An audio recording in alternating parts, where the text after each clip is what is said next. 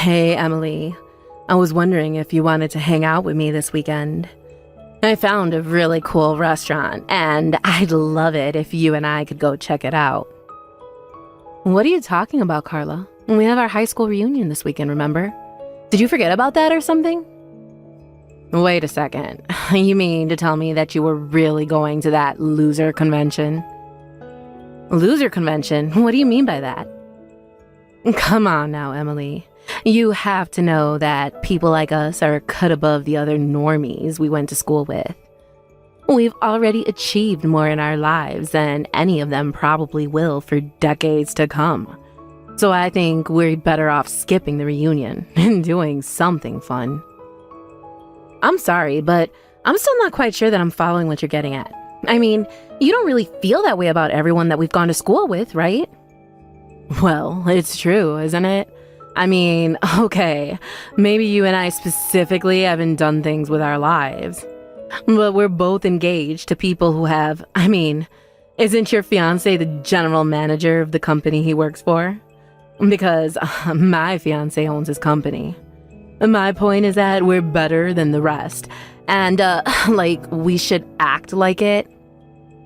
Carla, I really don't know what to say to any of this right now. I don't get why you're having such a hard time accepting the facts when they are right there. We just did better than everyone else in school, and it shows by the fact that we're marrying the people that we are. Besides, I think who you choose to hang out with says a lot about a person. And if you're still hanging out with people from high school who've done nothing with their lives, instead of your more successful friends, then, well, it's just not good. I'm sorry, Carla, but I think the only thing that's not good around here is your attitude. I mean, I still keep in touch with plenty of people from high school, and some of them are my dear friends. So if you don't want to go to the reunion, that's fine, but I'm still going to go. You'll just have to find someone else to hang out with. You've got to be kidding me. You're not serious about this, are you? I am, and I don't think that you're a very good friend if that's really how you think of people. So please, don't try and lump me into the same camp as you.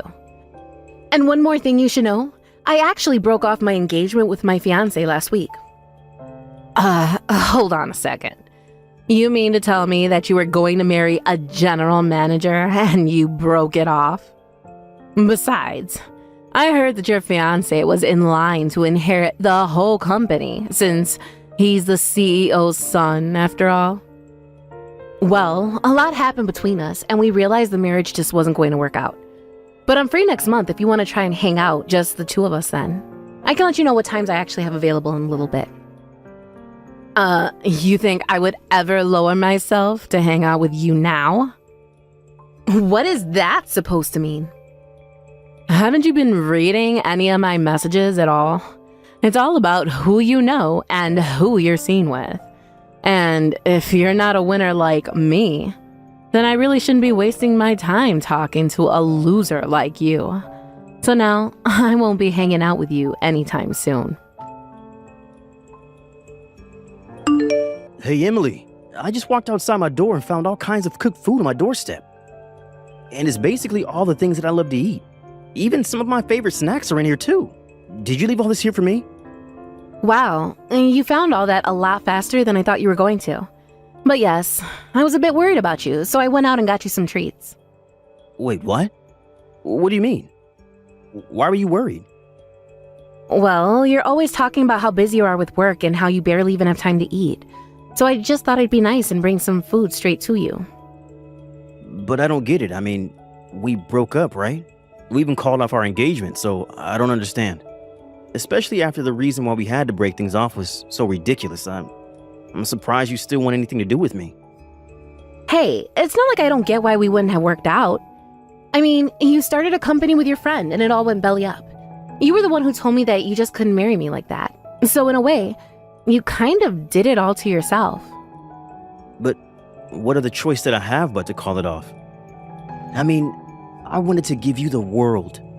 I was planning a huge wedding for us, but then my friend screwed up our big project and our whole company fell apart. And after that, we lost all of our contracts. And on top of all of that, my friend took the rest of our funds and ran off, leaving the company on the verge of having to declare bankruptcy. Yes, Barry, I know. You've told me the story at least 1,000 times. But what I'm surprised about is that you haven't gone to your parents begging for help. You told me that you didn't want them to keep bailing you out and that this was something you wanted to try on your own. Well, I don't know what else to say. I guess I'm just a bit of a prideful guy sometimes. But either way, I can't believe that our 5 years together had to end that way. I came into your life, made a big mess, and I had to pull out like the loser that I am. I'm just so sorry that I've probably ruined your life too. Barry, no offense, but I'm not the kind of person to let a breakup ruin my life.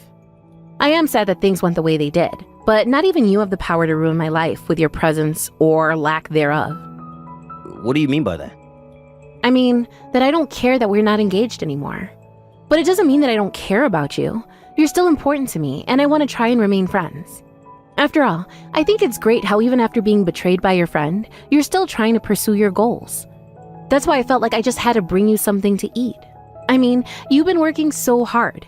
And knowing you would probably work all night without taking a bite before you even realized it was morning. So at least eat something before you finally go to bed. Otherwise, you're just going to be good to no one. Thank you so much, Emily. I don't know what else to say, except that I still feel like I don't deserve this from you. Well, I say you are, and that should be good enough. But anyways, have you still not been able to get a hold of your friend? I mean, what do you think he's going to do with the money he took? I don't know because I still haven't heard from him. Although, I wouldn't be surprised if he just kept his phone on mute or even changed his number at this point. I even think that he might have moved away, but it's not like I can put out an APB or something. Especially not with a name like Jack Smith. Wait a second. Jack Smith? You know, now that you say that, I think I have a friend actually engaged to a Jack Smith. Oh, really? I wonder if it's the same person. That would really be some odds there. But you never know with these things. Well, how about I send you a picture of them? That way, if you ever find out that they're the same person, just let me know. Okay, sounds good to me. Anyways, good luck with the rest of your work. And you better eat something or else. Got it? Carla, what is the matter with you? Why would you do this to me? Why would you throw all this water on me? Aw, I'm sorry. I was just trying to think of a way to make you go home, and that's all I could think of. But this is what you get for not leaving when I told you to the first time. I just had to do something to make you go away, you know? No, I don't know. And just why do I have to go home, huh? I thought you invited me to your wedding because we were friends. Why even send an invite if you're just going to tell me to go home? You're almost right there. I almost saw you as a friend, but then you revealed to me that you were nothing but a loser. When I heard about how you broke off your engagement, I instantly started to regret inviting you here. And so, when I saw you arrive this morning, I knew that I had to do something. You could have just told me before I got there that you didn't want me to come. You didn't have to dump a bucket of water on me like some kind of middle school prank. I have had enough out of you. We're not friends, got it? I wouldn't want to be friends with some poor nobody like you anyways. I mean, you were so close to marrying so rich, and then you screwed it all up. You really think I'm poor? Is that what this is about? Well, of course you are. But then again, there aren't many women who I don't consider too poor for me at this point. But that's all their fault for not marrying rich like I am. You know, Carla, I think that you really need to be careful about jumping to conclusions about people. And this is a whole obsession with winners and loser and rich and poor is just too much. Don't you realize how rude you're being? Shut up, you poor loser. I don't need to take this from you. You could have been my friend, maybe even my equal almost. But now it's far too late for any of that. And that's why you'll never be anywhere near my level again. What are you talking about? I'm talking about how you'll never be able to afford an amazing wedding like mine. And you'll never be able to live in the amazing condo building that I live in either. And you'll certainly never get a $30,000 wedding ring like I have. And you'll never be across your entire life as a sad, pathetic loser. I'm not like other women. I'm special. I'm the winner. I'm the best. I don't even think that I can keep talking to you like this. But if you want me to go home, then fine. I'll gladly do that. Good. Leave. Now. Nobody wants you here anyways. The only person who is going to rich and never have to work again is me. I'm the best. I'm number one. Except that you know your husband is here apologizing to me, right? What on earth are you talking about now, loser? Well, that's the thing. Your amazing winner of a husband is here on his knees begging me for forgiveness. He's still here in his tuxedo right now. I don't think I've seen a man do anything like this in a tux. It's kind of hot, actually. Literally, what are you talking about? Why would my husband be apologizing to you? Well, because you did something he feels that he needs to say sorry for. Of course, I don't see any reason why I should forgive you. Have you actually gone crazy or something? Start making sense now. I guess he's also very sorry because he ruined my engagement and ran off to get married himself. Hold on a second. I am so lost here. I mean, all I did was pour a little water on an unwanted loser.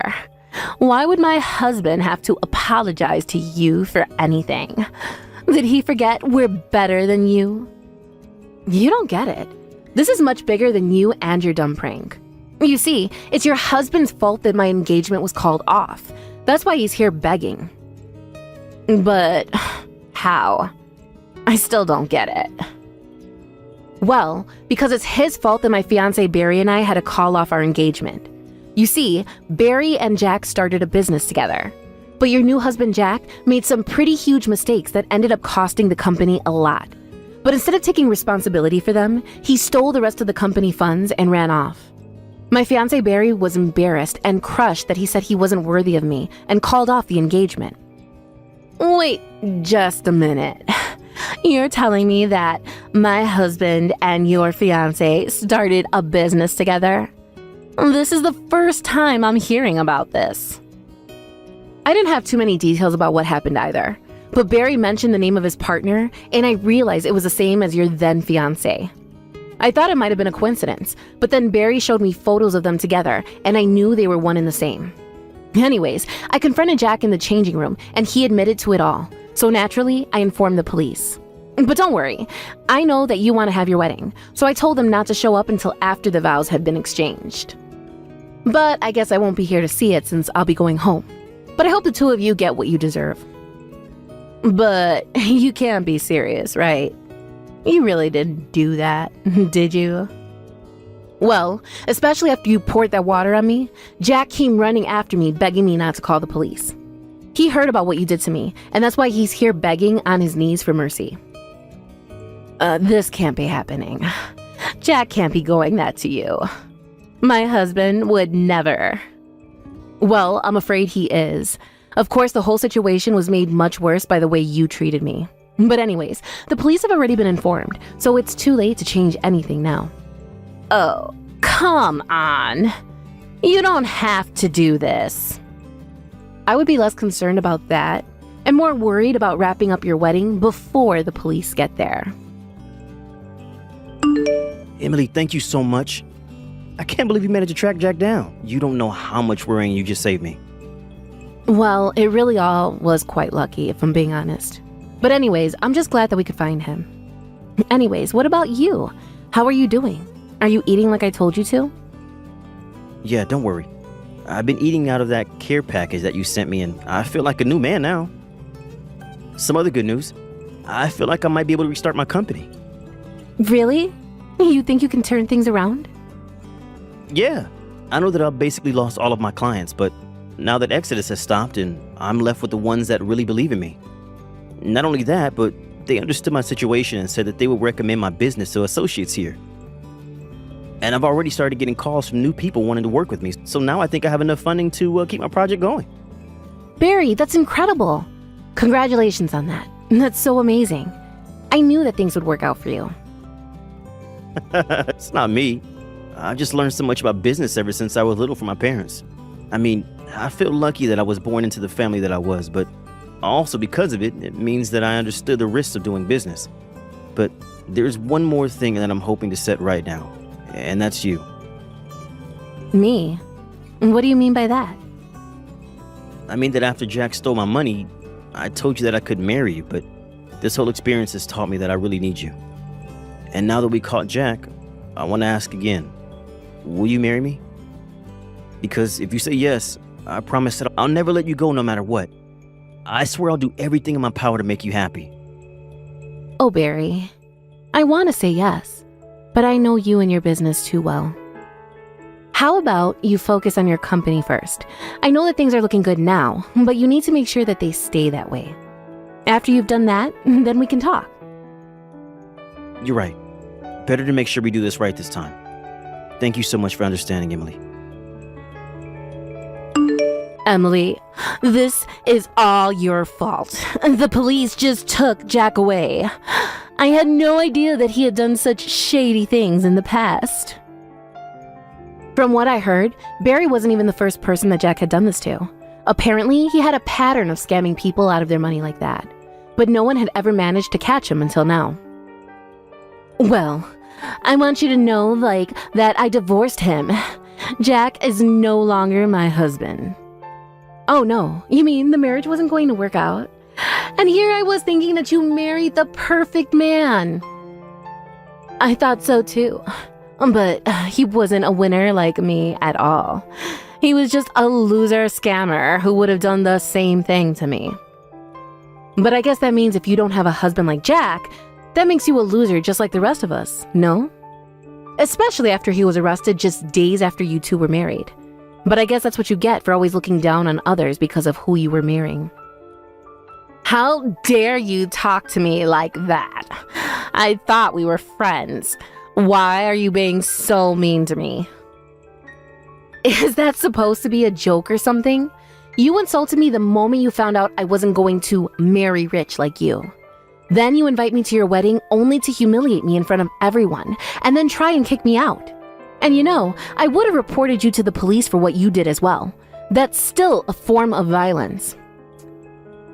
You mean that you would have called the cops on me too, just for a little prank with water? I can still do it if you want to join your husband in jail. No, please, don't do that. I don't want to go to jail. I wouldn't last a day there. Well, if you don't, then maybe you should check your ego and please just never ever talk to me again. After that, Jack was arrested for his various frauds and eventually sentenced to jail for them. I heard that Carla was brought in as a suspect, but that she was cleared of charges when the police realized she knew nothing. Apparently, while he was in jail, Jack was refusing to sign the divorce papers. Carla was so nervous that he was plotting something with her bank account, so she withdrew all of her money and moved to a new state.